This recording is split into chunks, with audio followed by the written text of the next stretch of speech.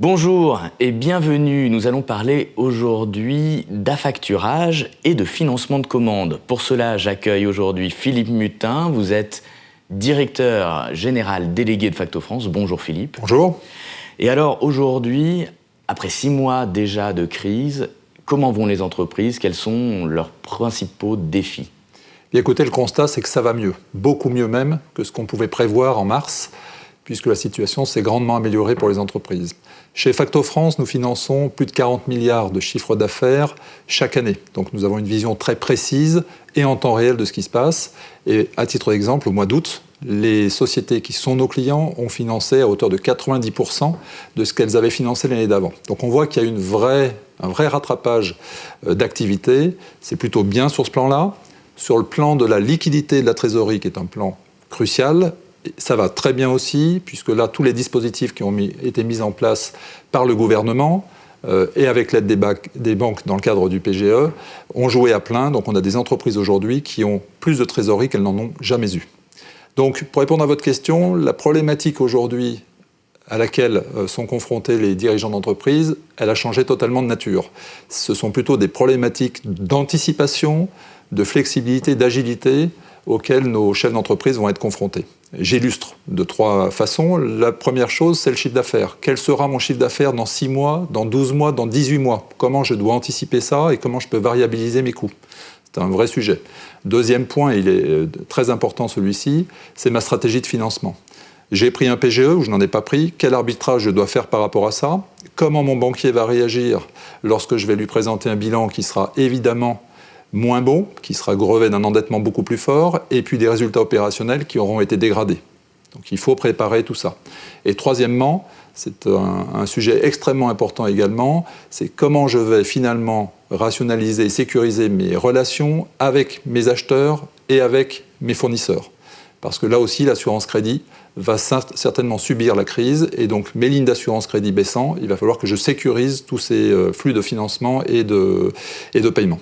Voilà. Donc ce sont vraiment des défis d'anticipation qui sont ceux des dirigeants d'entreprise aujourd'hui. Alors vous avez soulevé 3 défis. Comment l'affacturage participe à y répondre? Alors l'affacturage, ce n'est pas le remède à tous les maux, bien entendu, mais je suis persuadé que les sociétés d'affacturage vont jouer un très grand rôle dans la sécurisation de cette phase de reprise qui arrive, phase de reprise très incertaine. D'abord parce que nous sommes capables de proposer à nos clients des lignes de financement qui sont massives, puisque ça va jusqu'à 60 jours de chiffre d'affaires. Donc c'est très important et ça évolue avec le besoin du chiffre d'affaires. Deuxièmement, cette facilité, elle n'est jamais remboursée par le client. Elle est auto-liquidative dans la mesure où ce sont les acheteurs qui viennent rembourser la facilité, donc il n'y a pas d'échéancier à rembourser comme c'est le cas dans un crédit. C'est important. Troisième point très favorable, nos facilités de financement ne donnent pas lieu à un enregistrement de dette au bilan. Donc par rapport à l'équilibre bilanciel dont je parlais tout à l'heure, vis-à-vis de son banquier, vis-à-vis de tout un tas de gens dans l'écosystème, évidemment c'est très important d'essayer de privilégier ce genre de solutions.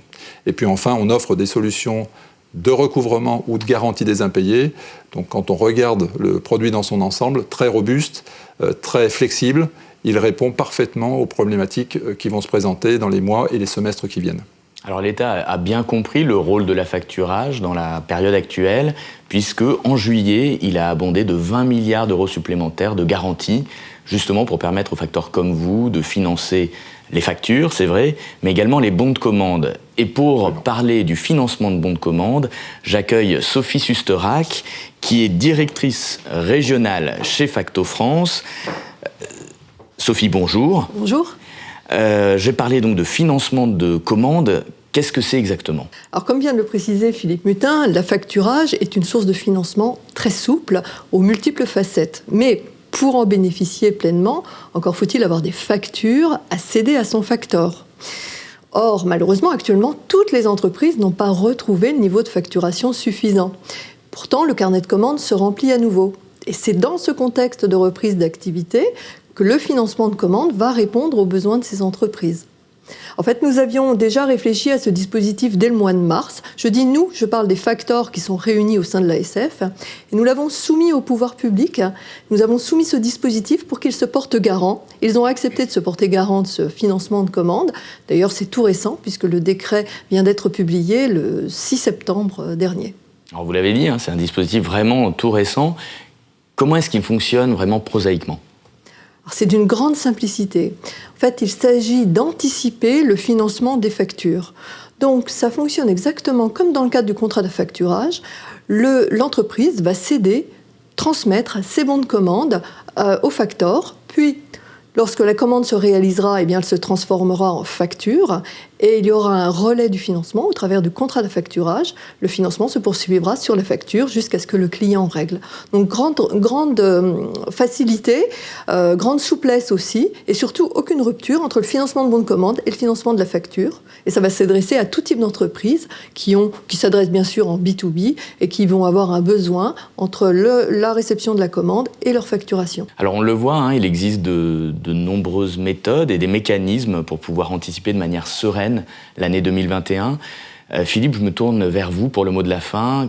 Face aux défis qui se présentent, qu'est-ce que vous aimeriez dire aux entreprises clientes ou qui pourraient l'être pour vous ? Bien, le mot-clé, je crois que c'est l'anticipation. On est tous face à une période qui va être incertaine, volatile, donc il va comporter beaucoup de risques pour toutes les entreprises. Et donc il faut se préparer à ça, et la préparation c'est maintenant. Je veux dire que l'exercice 2021, il se prépare dès aujourd'hui. Donc les solutions qui sont mises en place par le gouvernement sont évidemment des aides très importantes. Les professionnels que nous sommes, avec les assureurs crédits et les banques, doivent jouer leur rôle. En tout cas chez Facto France, nous sommes prêts à aider nos clients sur ce plan-là. Philippe, Sophie, merci beaucoup pour votre présence. Quant à moi, je vous dis à bientôt.